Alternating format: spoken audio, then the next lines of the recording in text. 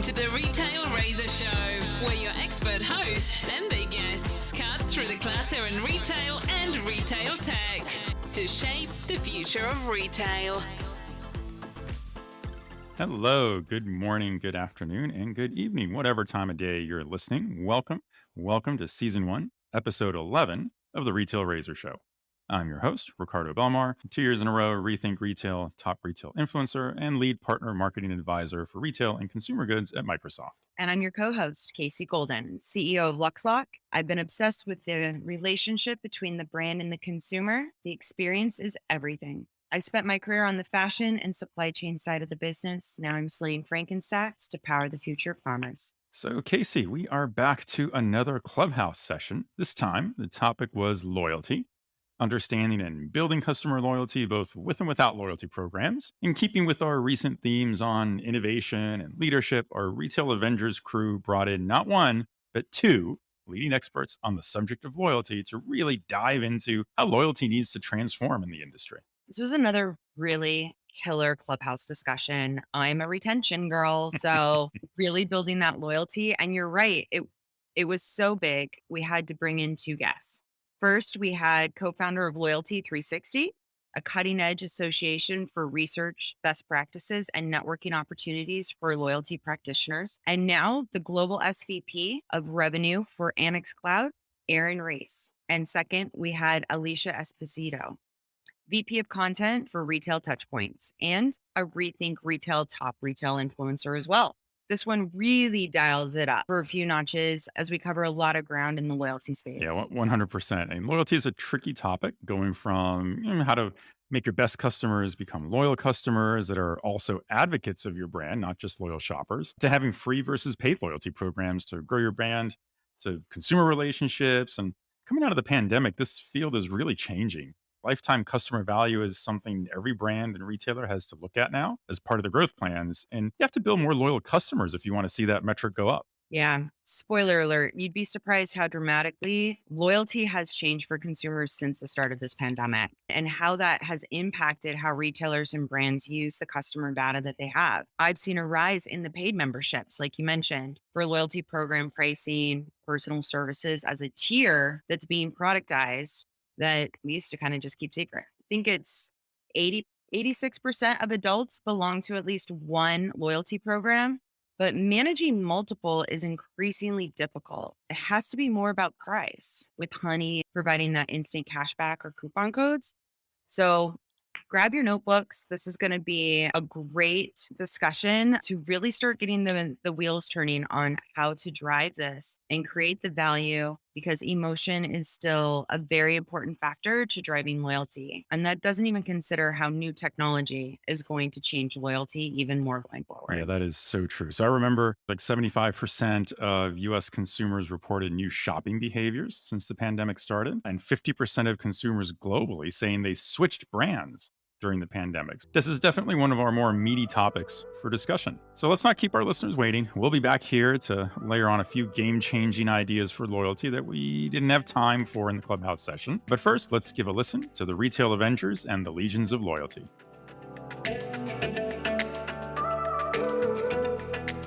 And welcome everyone to the Retail Razor Room. We're back today with a couple of special guests that we'll introduce in a few moments.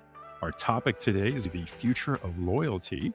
And let's get started with some introductions. I'll kick that off. I'm Ricardo Belmar. I started the Retail Razor Club here in Clubhouse. I've been in retail tech for the better part of the last 2 decades, working for managed service providers, technology provider. Most recently joined Microsoft as a senior partner marketing advisor for retail. I've also done some advisory work for other retail tech startups in the past. So I've got a lot of fun experiences helping retailers implement technology and digital transformation. I'm going to move through the list here, starting with one of our special guests this week, Erin Raese. Why don't you introduce yourself?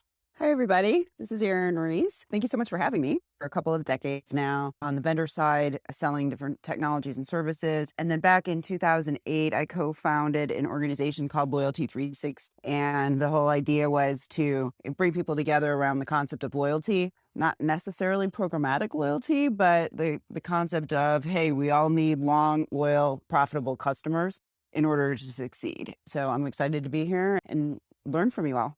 Great. Thanks, Aaron. We're really pleased to have you here this week. Jeff. Jeff Roster, former Gartner and IHL retail sector analyst, now co-host of This Week in Innovation. Great. Thanks, Jeff. Sheesh. Good afternoon, Shish. I'm part of Microsoft for Startups and the Retail Lead, and I'm creating a portfolio of retail tech startups. Been in Microsoft for 24 years, working primarily retail consumer goods with a focus on AI and IoT. Thank you. Great. Thanks, Shish. Brandon. Thanks, Ricardo. Great to be back after the hiatus. Brandon Rail. I've been in and around the retail consumer sectors my entire career, having worked some Fortune 100 retailers directly in their merchandising, planning, and fashion teams. And now I've migrated over to the business transformation and digital transformation side to help drive outstanding customer experiences and revenue growth. Thanks again. Thanks, Brandon. Casey.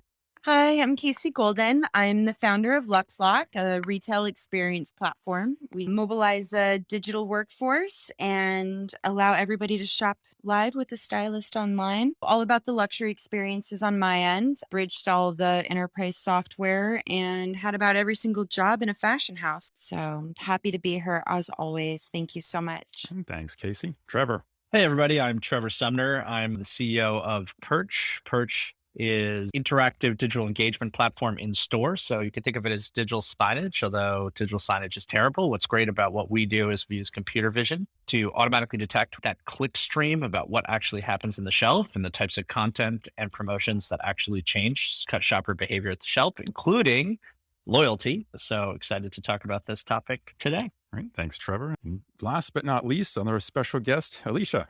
Hello, everyone. I'm Alicia Esposito. I'm the Director of Content and New Media for Retail Touchpoints.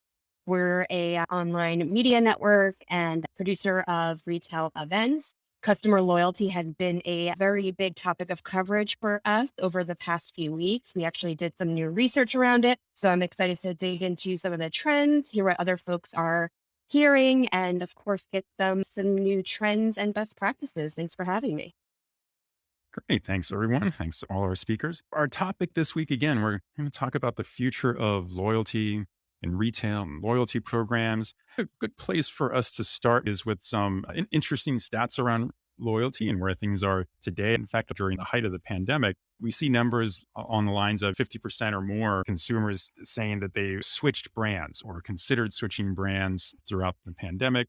Most likely given to stock out considerations. They couldn't find their favorite brand. But in my mind, it's fair to say that one of the major issues going forward is that brand loyalty that consumers have shown in the past may be up for grabs again, in the sense that there's been more of a willingness now to try new brands and recognize that you don't always have to have that brand loyalty. And of course, this may vary by age demographics and other factors, but I think that's something to consider. Other points that I have found noteworthy is stats like 75% of consumers saying they have new shopping behaviors. You know, a lot of that also is going to impact their expression of brand loyalty. And then I know recent studies have shown retailers reporting that when they have fee-based loyalty programs, whether we're talking to extreme versions like an Amazon Prime or Walmart Plus or CVS's CarePass, those loyalty members are worth as much as 4x or more in terms of lifetime customer value to the retailer as compared to non-members. So definitely some incentives there for that. I'd like to kick things off. And Alicia, I'm going to go to you first, because I know you've got some interesting studies that you guys have recently published, what retailers are saying about their loyalty programs. So I thought you might have some interesting facts to share with us. Yeah, absolutely. And we actually just published a benchmark survey, essentially covering some new realities around customer acquisition, some of the issues or challenges that retailers faced in terms of customer retention. So kind of looking for those new opportunities, but most importantly, the gaps that retailers have seen over the past year. And there's a really interesting juxtaposition that we saw. So from an acquisition standpoint, obviously digital was huge for them. 50% said they gained new e-commerce customers over the past 18 months. So they invested more in those digital engagement and digital acquisition tools, which I think kind of is in line with what the broader industry has been saying. But what I thought was interesting for loyalty programs specifically is that we actually saw a bit of a year-over-year shift when we were looking at total revenue generated by loyalty program members, which there's always that benchmark data point around how more loyal customers buy more frequently, they have higher basket sizes, et cetera. So in 2020, 22% of retailers said 50% or more of revenue came from loyalty program members. In 2021, that dropped to 8%. So I think it kind of speaks to your point, Ricardo, around that brand switching that took place over the course of the pandemic. And our findings also point to out of stock and overall supply chain and delivery issues being that big pain point from a retention perspective. So even though they get that acquisition, there's kind of a bit of a gap, right, in being able to fulfill that brand promise. Looking a bit more closely into those loyalty programs specifically, we saw general loyalty programs pretty much status quo in terms of the benefits. Purchase discounts and points were the top two tactics, but some really interesting movement in the way of premium loyalty programs. So I'm not sure if we're going to be getting into that a little bit later, but we saw things like free gifts with purchase being widely implemented, but sadly not as much movement in the more high value, in my opinion, offerings such as services, guided selling, that those richer engagements that I think really have a true impact. So I know I just kind of jammed a lot out there, but really, really interesting time. Like you said, those shifts that took place over the past 18 months in the way of brand loyalty and changing brands, but definitely a lot of opportunity, I think, moving forward. Well, thanks, Alicia. A lot of good data points to unpack there. I want to ask Erin what your thoughts are on that and how that may or may not maybe be in sync with other factors that you may be seeing. Thank you. Yeah, we're seeing some of the same things. I mean, certainly the supply chain has affected so many people and left a lot of brands reeling a bit. And where we're coaching our clients, it was through the whole thing. Make sure you're utilizing your loyalty initiatives and staying connected to those customers, because if they did have to leave for whatever reason, you have that as a tool to bring them back. And on the premium side, we see premium, but we typically will guide toward really why do you want to do it, and perhaps using it more surgically than as a blanket, because it may make sense for a particular segment of your audience, but not all. And then I guess the third with retail in particular, especially when we're looking forward, the discounts obviously have been out there for a long time and are associated more with loyalty programs and such. And talking more and more to people, and they seem to really be grasping this, I think also because of the third-party data going away. How do I get more of that data, and how do I use that data to build my relationships and trying to get away from the discounts? I think everybody's realizing that so much counting has obviously hurt the bottom line, and there's fatigue.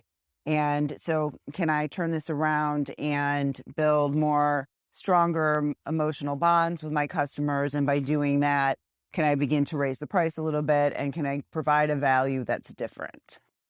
So with that, let's talk a little more about tactics in loyalty programs in terms of there's always a lot of discussion of what consumers say they want in loyalty versus what retailers either think consumers want or what the benefits the retailer wants to see from the loyalty program. So I'll open this up to everybody on the panel. I have some thoughts here, but I'll let everybody else jump in here. I mean, what do you think are tactics you don't see enough of today, but feel we should see more of them tomorrow, just based on the history of loyalty programs and what you feel works or doesn't work? So one thing that's interesting in balancing these competing desires and goals, you mentioned CVS and CarePass. One of the things I do think that value is the key thing to a loyalty program. And especially in a broad range of segments, not at a Gucci or Chanel or Macy's necessarily, but definitely at the grocery store or CVS. And one of the big ways that you can continue to do that is by promoting private label. So CVS CarePass, which you mentioned, gives you a 20% discount on private label products, right? And I think loyalty increasingly will be adapted to promote private label products, because that is a tactic being used by all retailers to capture more margin, which also gives them the ability to offer better discounts. And one of the things that we're seeing in a push to private label is, I was talking to a supplement provider who has a very large retail partnership.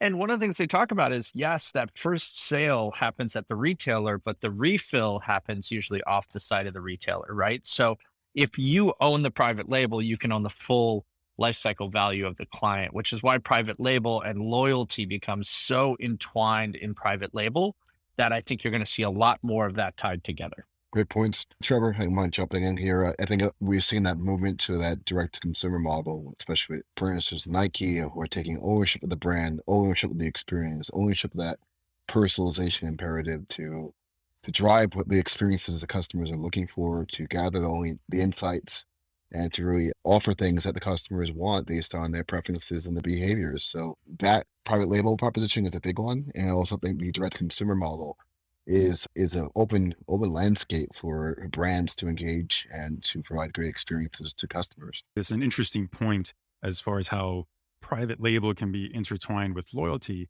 given that we know what consumers really expect to be rewarded for a loyalty program. So what better way from the retailer's point of view than to offer that reward on a private label, where presumably if they've done the private label correctly, there's more margin, there's more room to offer a discount. I always find it interesting in a lot of studies that get published about this, that the expectation is consumers want, number one, discounts, better pricing from being on loyalty. And there's either a hesitation from a lot of retailers to offer that. And of course, to Trevor, Brendan, to your points, private label is a good mechanism in which to offer that. But let's go a little deeper in this one too. I'm curious what everyone thinks about loyalty tactics other than discounts and price, and where you think that's going. So for example, Gap announced their loyalty program that's cross-brand. So it's one unified program across Gap stores, Banana Republic, Athleta, and Old Navy. And one of the interesting options on there are using your points to generate charitable donations to charities that Gap works with. And that, I believe Gap's comment when they announced this is that they heard their customers' voices on how they care about what the retailer's contribution to the world is. And that's one way that they're giving back. So what do you think about tactics like that as an enticement in a loyalty program? So one of the things you mentioned just now about social impact and brands really driving that is, I think, one of those areas that I'm seeing a lot of. In the startup world, for example, I'm working with a company called Sparrow that's doing exactly that. They're providing this API so that brands and retailers can really embed that capability into transactions and enable shoppers to be able to select charities of their choice and really have that social impact element really stand out with the brand. The other one that I think is key and we're probably not seeing enough of is personalization. And I would say hyper personalization. This is along the lines of what maybe Netflix is doing or Spotify is doing, where the personalization, the relevance of the content for the customer is really what draws or defines that loyalty. I think that is an element that a lot of retailers and brands should be doing more of. And this is really to do with the data across all of the channels and pulling it all together and driving more than just segmentation, but going very hyper personal in providing offers and experiences that are personal and relevant to the customer. And that really reduces the churn. And I think that's an element that has a lot of potential. The advances in data and AI is making this even more real and more impactful than it has before. And then, of course, the other element being the gamification aspect, where that continuous engagement with that data enables brand to be continuously keeping that connection alive. Add to those points, it's the relationship between the brand and the consumer is paramount here. We all know that shipping or free shipping is a losing sum game. In some aspects, discounts or just loyalty points that result in lower prices of discounts could be a losing sum as well. So it's that gamification, that experience, that exclusivity factor that if you're a member, you actually reap the benefits of being a member. So membership has its privileges was the old ad from American Express. I think that's very applicable in today's day and age where brands want to engage and retain their top customers. 100%. Really believe in providing time well spent and just really giving people what they want. Do you want a 20% off or do you want a SoulCycle session? And I think that there's going to be a lot more experiential marketing opportunities opening up. Luxury brands have been doing it for hundreds of years. I think it's about time that it comes down the funnel so that everybody starts being able to get spoiled by these brands rather than spend the money on Facebook. Start spending the money on your customers. Candles not that expensive for your birthday, especially if you buy 2 million of them. So, Ricardo, you started off with talking about giving away to charity. I'm investing in this interesting company called Griffin. And what they do is, as you spend money on Starbucks or a retailer, a certain portion of those funds end up getting invested in stock in that company. So I think there's some interesting dynamics here. I mean, it's really early stage, and I just think it's fascinating, right? As opposed to offering some type of discount that hurts your bottom line. You think about this as an executive, right? Like instead, you build a loyal following that holds your stock, which increases your stock price, which is great for, executive compensation, right? So that's one piece of it. But the second piece of it is this goes to a little bit towards the money side of the house and thinking of it as an appreciating asset, which also that asset is tied directly into the brand and brand building. And one of the things that they've been able to do, whereas Robinhood and a lot of these stock trading companies, they've been able to appeal to a young male audience. They've been able to unlock a younger female audience. And I think that's really kind of exciting, thinking through on a demographic basis, what are different needs from a loyalty perspective and what can be motivations to drive different behaviors that are both good for the corporation, but also great for the shopper and your customers. Yeah, that's a great point. And I find that example you have of the basically turning the loyalty into an investment opportunity is a really interesting one. What we're all really saying is loyalty has to move to, we can use a word like experiential, but I'm going to stay away from that for the moment and say instead that it just has to be about something other than discounts.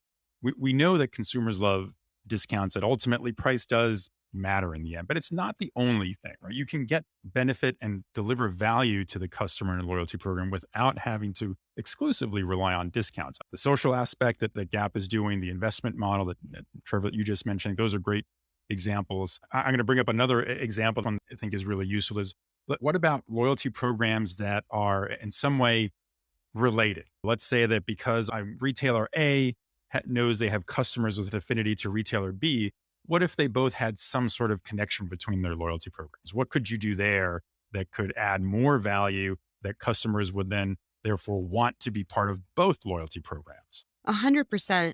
There's such a huge overlap across brands in the entire lifestyle. Being able to cross collaborate and partner to be able to serve the customer, there's such an opportunity to be able to give customers something that actually delights them, whether or not that's a coffee or a bottle of bubbles or even a new product from a different brand that this brand thought that you might like, and it's non-competitive. I think being able to spend more money together keeps everybody's bottom line a lot more green. I love that point, Casey. And I think it helps tell a much richer story too from a marketing and engagement perspective too, because we're zooming out. We're not thinking about just about this very specific experience the customer is having in my store or on my e-commerce site. It is the bigger picture of what they experience every day of their lives, right? And that encompasses so many different things, so many different brands. There's so many opportunities. I think about the day in the life of, your target customer. Where does she go or he go?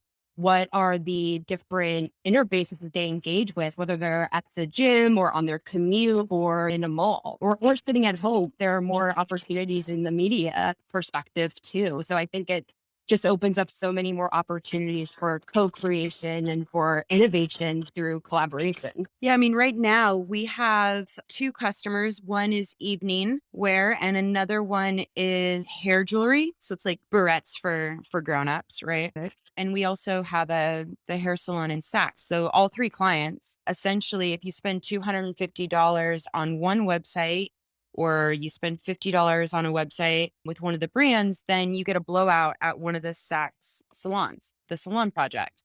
And so they're collaborating because they're both clients. We want them to share customers. It's non-competitive. If you're buying a dress, you're getting your hair done, you're buying shampoo, conditioner, or a barrette. Fact is $65 ponytail, $70 shampoo, and a $4,000 dress. It's the same customer. So I think that these marketplaces have really opened up another world where maybe you don't need to go into a multi-brand retailer as much. If more of the brands actually start connecting and leveraging each other And I think technology is going to be what's going to make that happen. So I was just echo the sentiments that we challenge our clients to open up their silos to become more holistic, look at the customers, one channel, one experience. So now we can challenge these brands to service its customer with offerings and benefits and lifestyle enhancements. That this cross-brand, cross-company collaboration is a win-win, not only for the customer, for the brand. So why not capitalize on that customer coming to your department store or the mall and provide those experiences they're seeking? Well, what that begins to do is it changes it from being more transactional as well to more emotional. And we're having this conversation on loyalty for about 30 minutes now. I noticed that we really haven't talked about what makes people loyal is that emotional aspect. And that's what turns you away from the discounts and gives you more elasticity with your pricing as well. Yeah, I love that point about the emotional connection, because isn't that really why the retailer wants to have this loyalty program and wants to have more customers in it, is to create a better bond to the brand with the customer. And I think if you don't have that emotional connection, which in my opinion, price discount alone is not going to move the needle on, then how loyal are they really? Are you really just then growing a loyalty program for the sake of large numbers, that you just have a lot of people in it, but are they really doing anything for you? Ultimately, your goal should be to get a better lifetime customer value out of every member that joins that loyalty program. One of my favorite loyalty program examples is Ulta Beauty. When I last looked in one of their annual reports, something on the order of, 75%, between 75 and 90% of their best customers are 98. Wow. It's even higher. 98. Yep. Coming from loyalty members. 98% of their transactions That's unbelievable. are loyalty. I think Yep. that's Wow. that's just amazing. It's amazing. And why? What do they get? Yeah, what does Ulta provide that makes them come back for more? That's the question. What differentiates them versus Sephora? Well, the story behind Ulta is, remember, they started as a discounter and then they started their loyalty program, and people weren't allowed then to get discounts unless they joined the loyalty program. So they were trying to move upstream as an organization overall. And that was really from the beginning. And then now that they've been established and doing this for years, it still is that way. So if you want to get extra value, you want to get any kind of benefits, you have to be part of the program.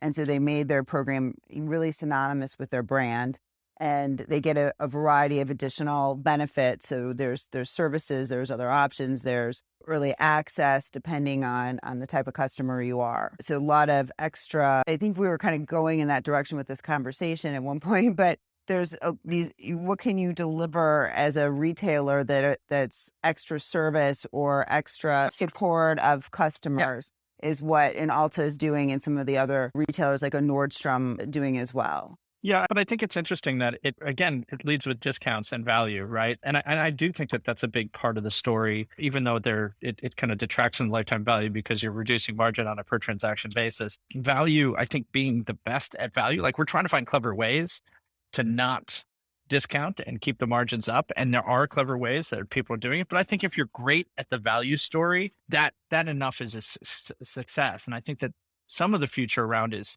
we talk about marketplaces, but I think like one of the underlying technologies that's really fascinating right now is just what's going on in fintech and transaction processing and enabling SKU level data. We talk about retailers collaborating to provide discounting across them, but you can also, with the death of the cookie, right, start thinking about how you can share data, get better first party transaction data as to what consumers want, and share that data as a value in your loyalty program and understanding of the customer base. So I think there's a bunch of stuff that's going to happen where retailers are going to combine in interesting ways. And underlying a lot of this is that a lot of retailers will become banks and get into a fintech stack. And you see that as potentially an added service value to a loyalty program, for example. Absolutely, right? Because you're taking part of the margin of the transaction, but more importantly, you're connecting collecting all the transaction data as well, both in store to online, all of it together. And so that data is huge. And once you have that data,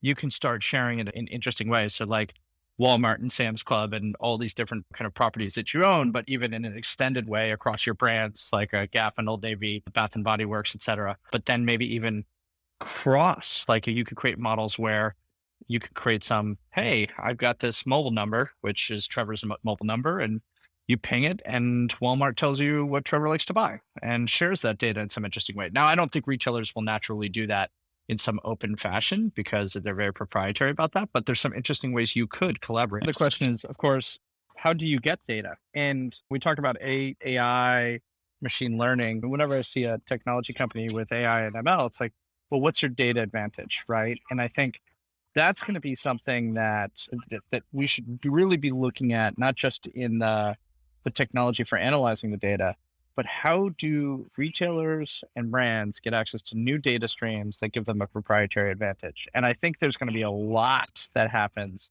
in the next 5 years around that. And you're going to see just interesting partnerships and acquisitions really just solely associated with data. Loyalty programs can't do it all. But if you think about loyalty and the loyalty concept at its core, and you stop thinking about it as points and discounts and all of that, you actually can begin to collect that kind of information. So you use the loyalty, call it a club, call it an initiative or something, is if you give me your information, I promise to give you a better experience. Because then you have that. And there's loyalty technologies that are out there that have the ability to take in that information, allow you to action on any data point, any combination of data points, and they can collect it from any one of your technology partners and be like a backbone to connect everything. And they also have, some of them also have social aspects. So you can track people's behavior on social if you wanted to recognize the fact that they were talking about your brand somewhere, or if you wanted to bring in your influencers into the mix and do something special for them. So there are some that are out there that can actually make this, and loyalty is one of those places that can help. I know there's a lot more to it. I'm not trying to oversimplify, but there is an opportunity to look at loyalty a little differently. Yeah, I agree with that. And, certainly not the least of which is the elimination of this reliance on third-party data like cookies that we all know are going to be going away, and forcing a requirement for more first-party data, which obviously loyalty programs are a great source to derive that. But one of the things I can certainly expect to see much better results from over the next few years, and as we're thinking of 2025 and how retailers are going to leverage first-party data, be able to personalize better, feed that back into loyalty programs to define those more unique experiences they can offer to the most loyal customers. I think that will happen. There are solutions today that I could point to that talk about how they're using, Trevor, to your point, the AI and ML to pull together and recognize customers within a program, which, let's take an extreme case where a customer signed up for a loyalty program with a retailer a year ago and then doesn't remember they signed up, did some interactions with the retailer, and then maybe signs up again with a different email address. A retailer wants a system where the AI or the machine learning can actually figure out, this is the same customer. So let's merge that data and build an even better profile about that customer. I think, Erin, you mentioned the social listening aspect and how you could also connect the dots between what those customers are saying in social. So you certainly expect a better understanding of the customer as your loyalty programs ask those customers to put in a link to their Twitter account or their Instagram, so you do get an understanding of what kinds of things do they talk about. And if they mention your brand, then you can connect those dots back in to that profile that your loyalty program is building for this customer. Then let's say they're in the store. And I think we haven't talked too much about how the loyalty program can help you in store. So I'll throw in a couple of points there I'm thinking about. One is something that Trevor has talked about in this forum before, and how you interact with merchandise in the store through sensors and other computer vision types of applications. If I can know something about that customer, or let's say it's not even directly manipulating the merchandise. Let's not forget we have ideally really well-trained staff in that store. And those frontline workers are engaging with this customer. And now let's give them access to some of the loyalty information, hopefully not in a creepy, mysterious way, but in a way that they acknowledge to the customer that they're opening up this type of access in a manner that helps them better serve that customer. So now your loyalty program is feeding data into those store associates so they can better interact with the customer and hopefully provide an even larger transaction value out of that interaction. I think all of these things relate, and I feel like we haven't gotten into a discussion yet, which I did want to get us to before the end of the hour here, and how we can tie in loyalty in the future to what's happening in store as well as online. But I'll come back to that. All right. One other piece that also is, if you get to know your loyal customers really well, how can you actually profile them in a way that you can then better target new customers? Right. That's right. That use that as a model, that type right, of to improve your targeting. Absolutely. totally. I download the app. Now you know everywhere I go, right? You Right. know the things that I do. And now you can do lookalike type audiences. And again, really understand the behaviors that drive new client acquisition as well. One thing that makes me think about that, I'm going to ask this to everybody up on stage here. If I were to ask you right now, in today's loyalty programs, what retailer do you like that does successfully create that emotional connection through experiences or other tactics they provide within that loyalty program? REI, much to my wife's chagrin.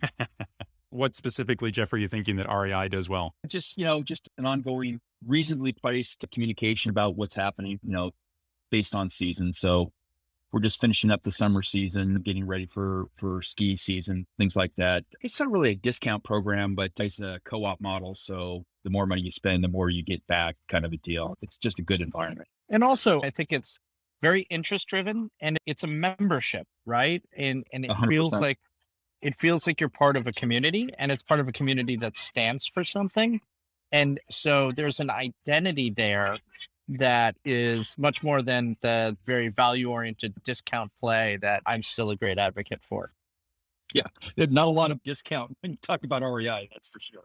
It's the weirdest thing. I have been a MAC cosmetic customer since I saw RuPaul the first time when I was like 17 years old. And they have a recycling program where you bring 6 empty containers and then you get to pick out something for free. It's the only thing I really recycle, and I've been doing it for over 20 years. I only recently started exploring other brands because I always got amazing service, and I never bought eyeshadow, lipstick, or any of these things because I just recycled them. I have to say that's like the only loyalty program that has literally been in place for so many years that did definitely work on me. But I feel like there's so much more VIP experiences. I don't think it's a loyalty program at Equinox. I think I just have like VIP access to certain stuff and some other brands where you've just gone up a tier. But I don't think that, there's no points or anything like that, That's loyalty, though. Yeah, that's the absolute. Yeah, I mean, they're just very unstructured. But it still gives you that Yeah. that VIP status. So in a sense, the program is working in that it makes you feel like you're getting some special value out of it. Exactly. I mean, I know that they're done very manually. You have to remind them who you are. There's a case for how technology But can help. a lot of It's times, painful. but there's a lot of opportunity in those types of experiences, especially now when people are fighting for business. We just opened up the salon on a Sunday for somebody. Almost any hair salon that's closed will literally open up their doors for business. But somebody felt like a VIP for the day. They're like, "Oh, you got me a hair appointment? You're kidding me." And it's just like everybody wants business. I think it's just a matter of like starting to operationalize these things a little bit more to recognize that customer and anticipate what they would like. The other one that I'm very fascinated about, I'm sure a lot of people are, is Patagonia. Patagonia primarily uses their social impact platform and the environment really to drive that loyal fan base. And I think that that's a really, to me, a powerful example. Just a few brands I want to call out. And Starbucks is an underrated app. They integrated their payments and their loyalty program within the app itself. At the surface, it's a pretty straightforward transactional based system where you get points for your purchases, you can redeem them. There's a lot of gamification as well, like bingo and everything else. Another underrated one is, I think, Marriott from a hospitality standpoint. It gives you a lot of access to obviously hotel points, but also premium rooms and other experiences. And also interested what Uber has done, how they pivoted during the pandemic to Uber Eats model when people weren't actually going anywhere, and how you can accumulate points and Uber Cash and everything else. So there are unique and interesting things brands could do to pivot during challenging times, and Uber is one of them. If I broaden it even to luxury as well, right? Luxury, in some ways, I would describe this as an advantage that you have the ability to use extended products as a way to create more brand loyalty. I mean, I could argue that, brands like Apple, for example, are exceptionally good at that by creating other products that loyal fans automatically want. And that just deepens the brand loyalty once they acquire those additional products. And that's an example of where you don't even need a specific loyalty program. You just have to do things that create loyalty through, let's broadly call it trust and authenticity of your brand with customers. There are plenty of studies that come out that keep reporting how Gen Z is much more willing to switch brands and maybe don't care so much about the traditional brands that used to engender that kind of intense brand loyalty as previous generations did. So there are definite things that can be done there, additional experiences that can be offered to loyalty members. That's another area where we just generate even more affinity, and it becomes a matter of trust, I would argue, because those experiences, customers take them on because they trust the brand has curated a valuable experience. And because that experience has value, that's why they're going to stick with it and keep coming back more and more to the brand. The way that data has just been so abused, and we've just lost a lot of trust, and there's so much regulation, and all of these different things are changing so fast. Once the consumer can hold and use their data, they don't need to be paid for it. They just want value for it.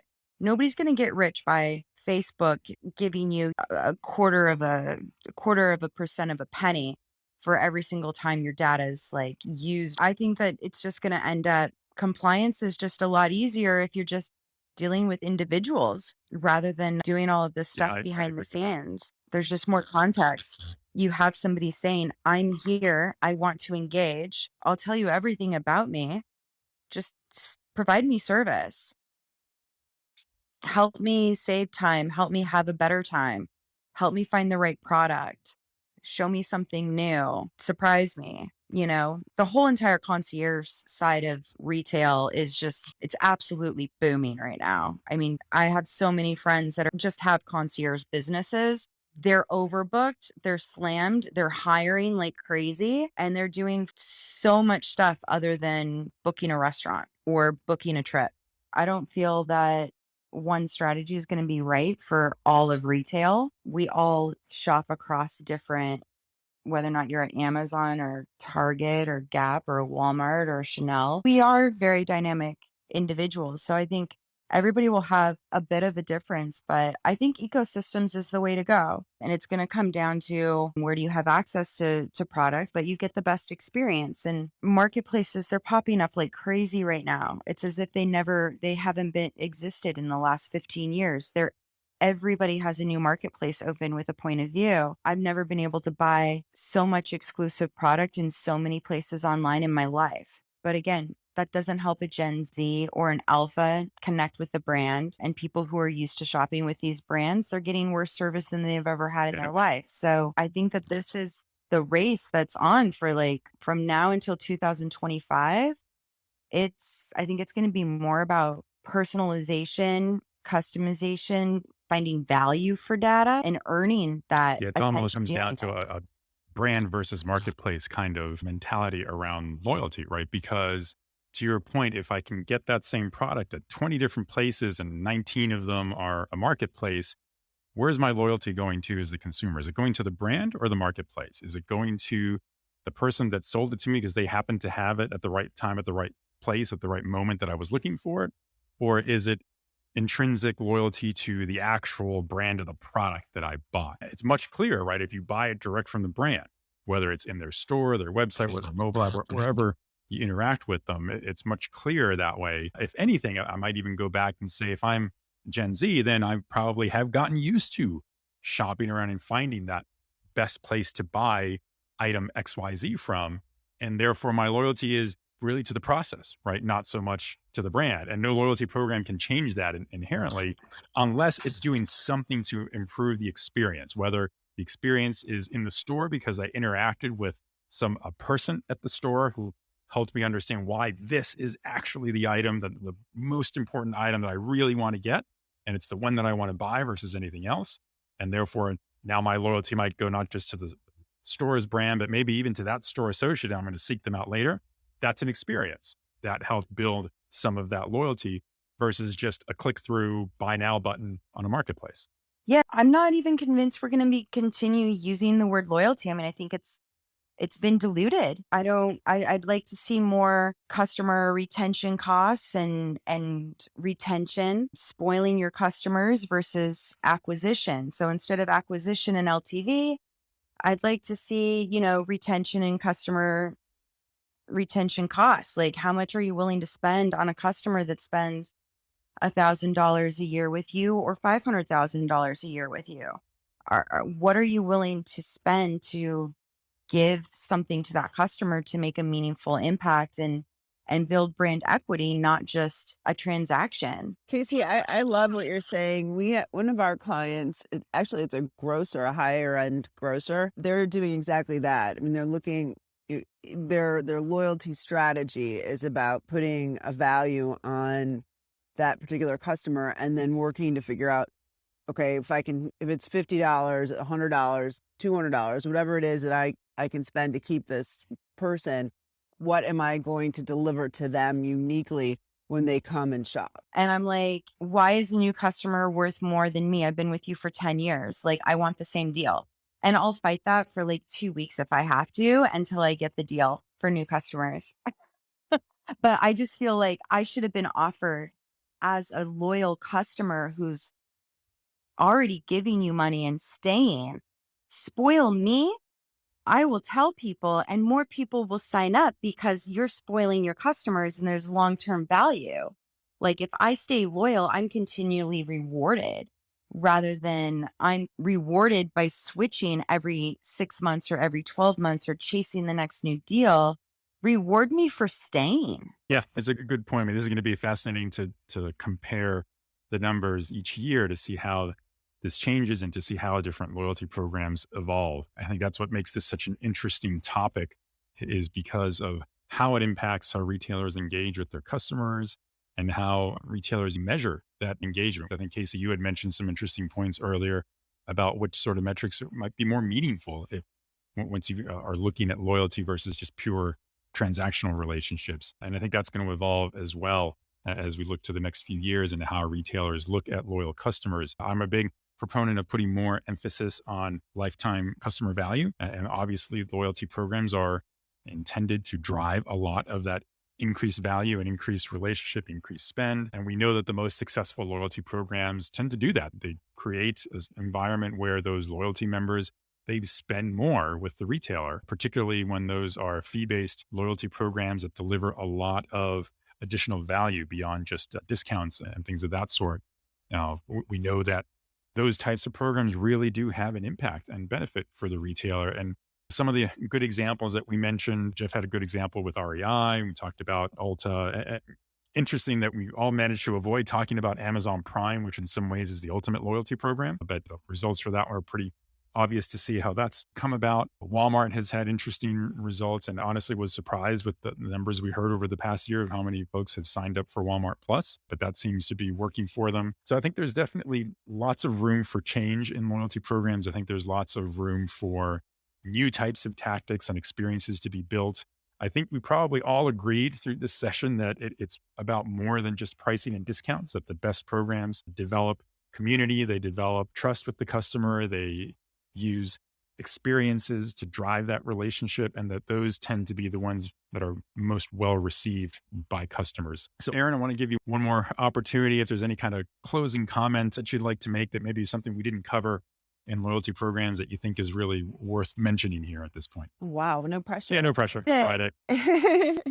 Yeah, I think we covered a lot of the things that are important to cover. The way we look at it is it's all about the collecting of the data and using the data well. So to a lot of the points that Casey and others were making, it's how to build a better experience. And then again, that goes to that. That's the foundation of what will create those emotional bonds. And that's what you need to get that stickiness. That's what you need to get somebody to actually start advocating for you. So, we're just hoping that more and more organizations are able to collect that data and be able to have it in a format that they can use. And I think that that's a real core challenge. The good news is there's technology out there to help them. Yeah, in the end, it is all about the data and what you can do with that data as the retailer to help your business and help improve that relationship with the customer. So I think on that note, we're going to go ahead and close out the room. Thank everybody up on the stage. Thank the speakers. I know a couple of our speakers had to drop for other commitments. Erin, I want to thank you for joining us this week as our loyalty expert and special guest. And I really appreciate you spending the time with us here, and hope you'll come back and join us again in the future. Thank you so much. This was a ton of fun. I've always been in the audience, so I feel like I've been a part of it for a long time, but thanks for having me on stage. Yeah, absolutely. And thanks everyone for joining us, and have a great weekend. Bye, everyone.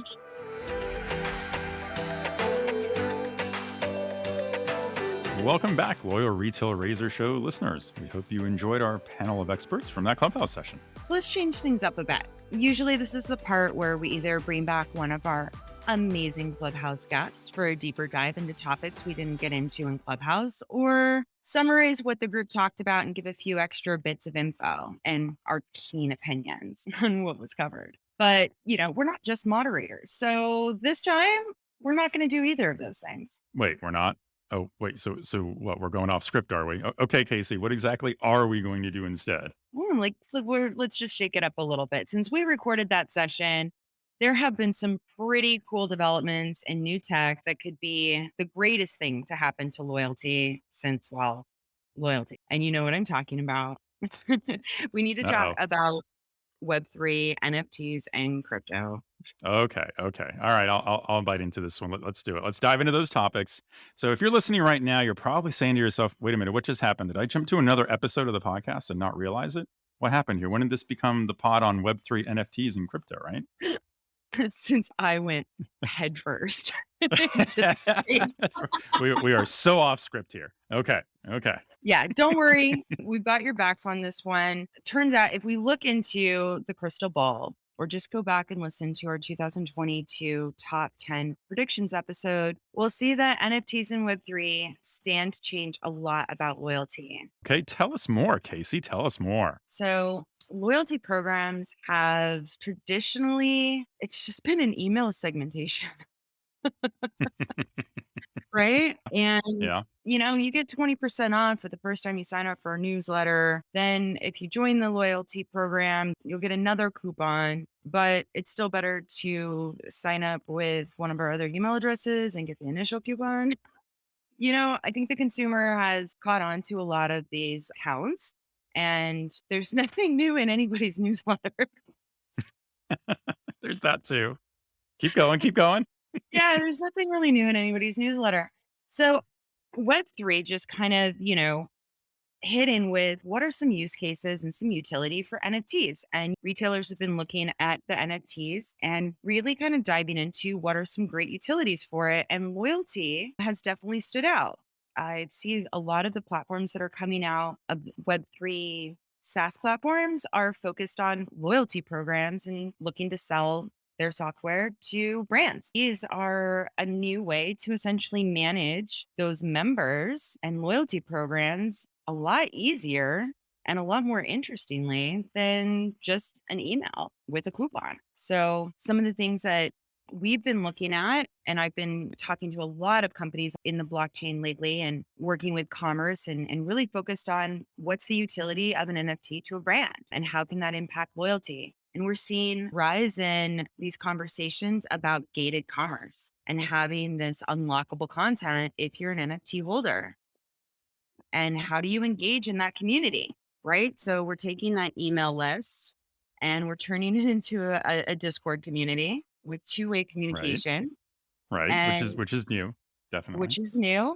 And it's a heck of a lot less expensive. And there's not a big, you're not going necessarily into the spam box, but you have to be present. Otherwise, the messages will just pass you by. Yeah, go right over you. Yeah. Right. Yes. So you really have to build really interesting content and start understanding what matters to your customers. And I think that's the first step is one, being able to listen to your customers, see what people are engaging with in more of like real time and open up the communication. If you offer something terrible or silly, you immediately know if your customers think that it's silly or doesn't provide any value. So you can go ahead and iterate. So one of the things that I'm really intrigued with is, more brands are launching their first NFT, and it's typically going back to a charity collaboration with a great artist, typically run by an agency for the project or the initiative, but there isn't a lot of utility yet. So with gated commerce, essentially, if you are an NFT holder, of, let's say, a mutilated ape or a doodle.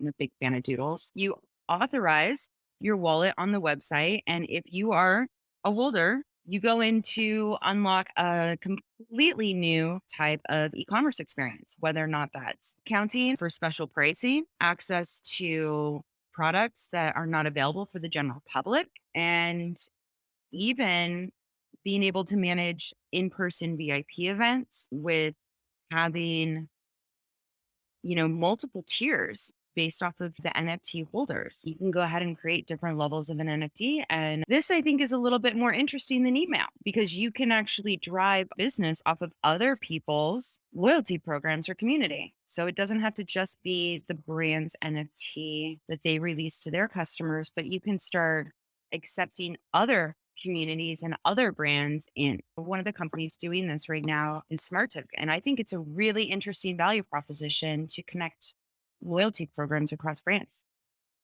Yeah, I think that's pretty clever, right? To bring in sort of adjacent communities, right, that might not normally be either a part of your brand community or might not normally be part of your customer base. So you can use the loyalty program kind of two ways, right? You're sort of rewarding the people who are your loyal base, but you're giving them a connection to a new community that they might be interested in because there's some adjacent value to that, let's call it secondary brand. So I think that's a really cool way of expanding a loyalty program. If I kind of think back to where you started going down this road here, first you've got this great two-way communication where most loyalty programs before, and in fact, probably the majority of things we talked about, even in the Clubhouse session, were really all one-way communication, right? It's like you just said, it's emails going out to a customer base. So even if they're a fan base, what are you generating with those emails? What are you doing other than giving them special offers or discounts?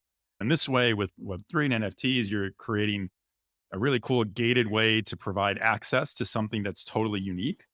And I think and to me, this isn't even a new lesson to be learned, right? In loyalty, is that if you create enough intrigue and uniqueness, right, and you make those existing customers into advocates of your brand because now they've seen something special, right? They're getting that special treatment from being your customer. And now that encourages them to want to tell people about it because who doesn't want to share? Who doesn't want to share that you had this really cool, unique access to something that nobody else was able to get to if you're not a loyal customer? So now you've got the two-way interaction with your loyal customers. You've got a community to community communication. You're leveraging adjacent communities.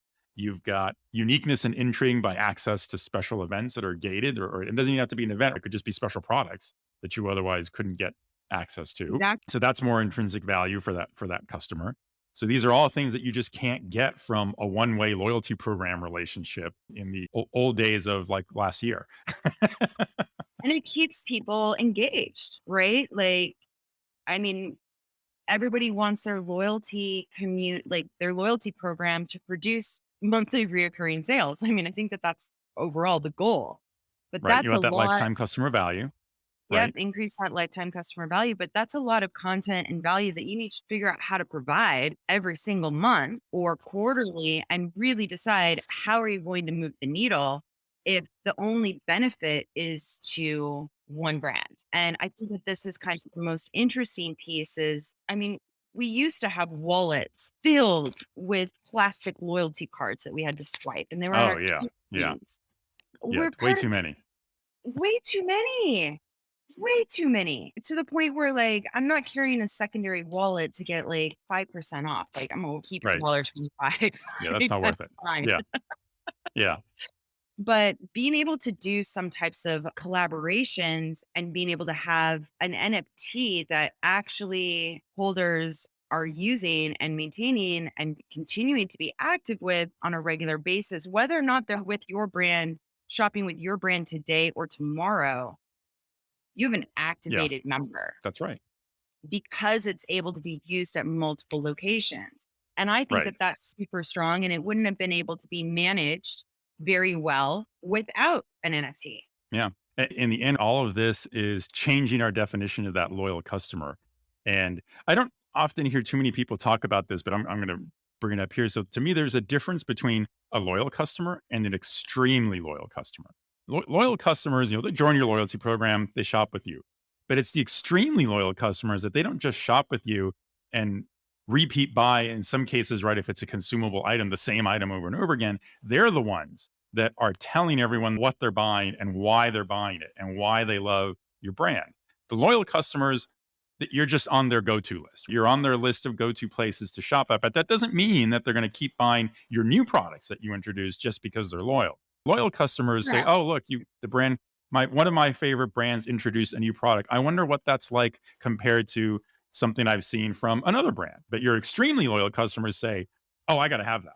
That's something new. I got to have that." And if you've tied 100%. that to an NFT and you've given it special access to something, then wow, now you've really got somebody who's not only engaged with you and wanting more and telling more people and bringing them into the brand.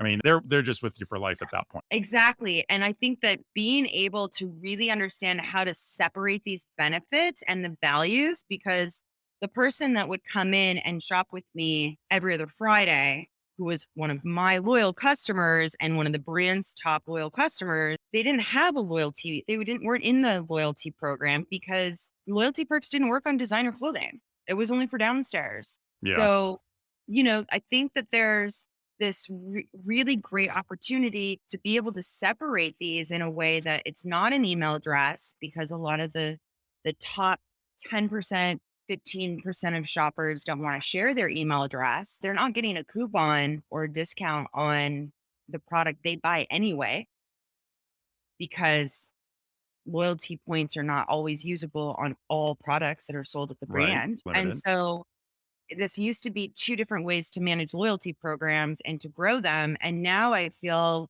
so much easier to be able to say this NFT goes to these customers, unlocks these value adds.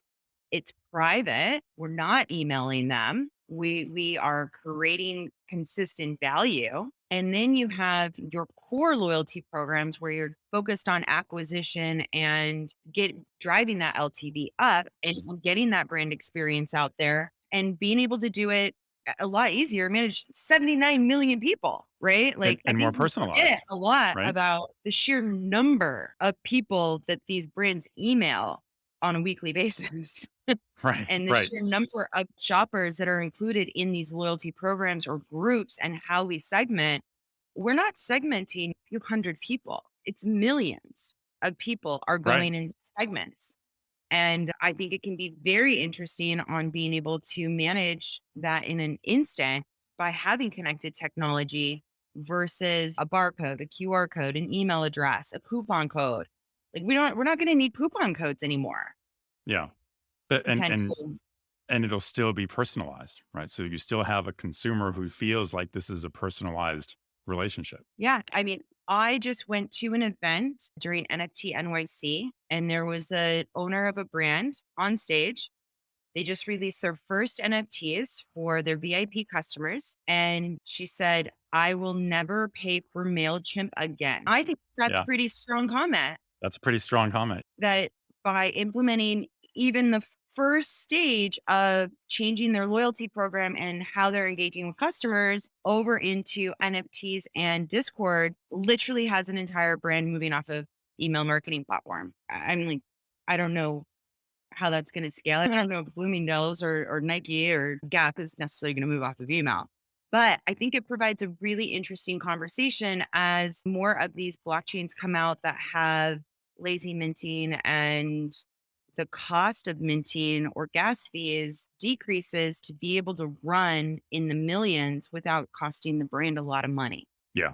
I think it could be really interesting. I have to say that email marketing platforms need to watch out. Yeah. Something's happening. I think because of what you were just describing, we're likely to see this come through stronger through luxury brands first before it kind of moves down market to bigger and broader brands. But I think the luxury brands are going to really pioneer this and kind of set the standard for how it's done, and really show every other brand the possibilities of what you can do with this technology to build stronger loyalty. It's an acquisition strategy as well as creating this new segment and be able to create like completely new brand experiences, Yeah. whether or not it's member access or a coupon or special pricing. Missing It's out in on. your face. Exactly. Like what is on the Yeah. other side? And It's not just a discount. it's not, and maybe it's not just a discount. You don't know what it is until you have one. And how do you get one?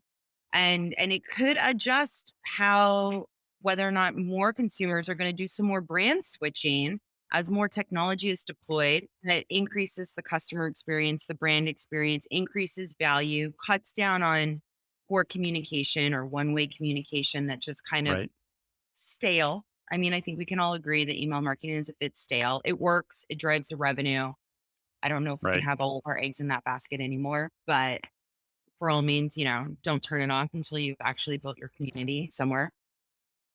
But I think it could definitely be a game changer because you can reload NFTs. You don't need Yeah. to email these people 6 times a week to tell them new. Yeah. You have to Right. figure out one Right. really, really great thing to do. And it's not necessarily going to have to be only your brand because you can amplify Right. Yeah. something Going that's back to happening that at your connecting brand adjacent brands. Yeah. that is because you're a loyal member at Exactly. another brand. And I think that could be really compelling, especially for brands to mix that department store strategy. Yeah. Where if you have a customer that shops across multiple brands, they're coming into a multi-brand retailer to be able to have this greater value of access to product and use their loyalty points across multiple brands. Having NFTs cross brands for their loyalty programs is going to be pretty disruptive. I agree. Which goes back to why we had it on our top 2022 predictions list, doesn't it? Right? Well, Casey, that probably means it's a good time for us to call it a show. What do you think? I think so. We shook it up. I think so. Going off scripts. That's It's what we always are. nice to kind of just sit around and chat with you, Ricardo. I mean, That's right. you're That's like right. one of my besties over Yep. the last year. And I feel that, we spend so much time chit-chatting with other people. It's always nice just to have a chit-chat together. Just between us. Exactly. We'll hope that listeners will let us know if they enjoyed our little off-script moment for this episode. But we'll see what happens next time. See what we do to change things up that time. But on that note, Casey, I think we will call this one a wrap. We're out.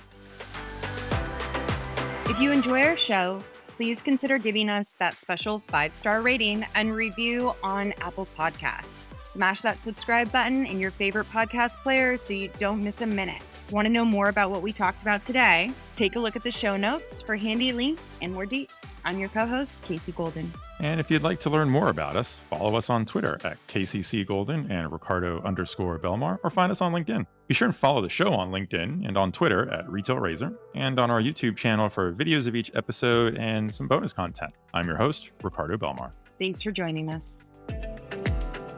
And remember, there's never been a better time to be in retail if you cut through the clutter. Until next time, this is the Retail Razor Show.